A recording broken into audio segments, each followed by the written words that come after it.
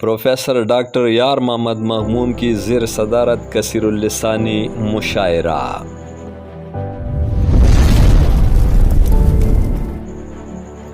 Pakistan writers guilt Khyber Pakhtunkhwa کے صوبائی secretary professor اسیر منگل نے کہا ہے کہ جب بھی اگست کا مہینہ آتا ہے تو سب کے دلوں میں آزادی کا ایک جذبہ پیدا ہوتا ہے۔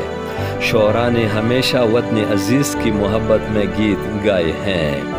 ان خیالات کا اظہار انہوں نے گزشتہ روز پاکستان رائٹرز گلڈ خیبر پختونخوا کے زیر اہتمام 77ویں یوم آزادی کے حوالے سے کثیر اللسانی مشاعرہ کے شرکاء سے خطاب کرتے ہوئے کیا۔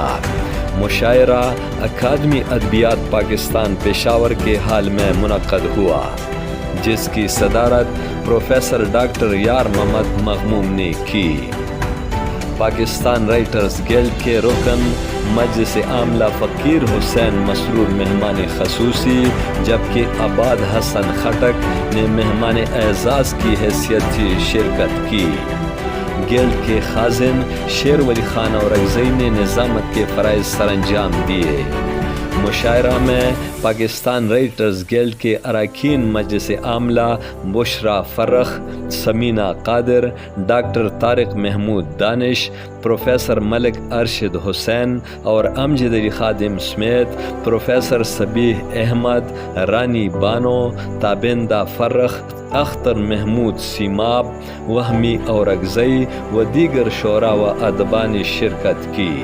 اس موقع پر صوبائی سیکرٹری پروفیسر اسیر منگل نے اہلیان وطن کو وطن عزیز کی یوم آزادی کی مبارکباد دیتے ہوئے کہا، جہاں تک شاعر و ادیب کا تعلق ہے، انہوں نے تو ہمیشہ وطن عزیز کی محبت میں گیت گائے ہیں، جس کا مشاہدہ آپ خواتین و حضرات 1965 کی جنگ کے دوران لکھے ہوئے ملی نغمات سے کر سکتے ہیں۔ انہوں نے کہا کہ آزادی کے اس موقع پر اگر میں ڈاکٹر عبدالقدیر خان کا نام نہ لوں تو آزادی کا تصور نامکمل ہوگا۔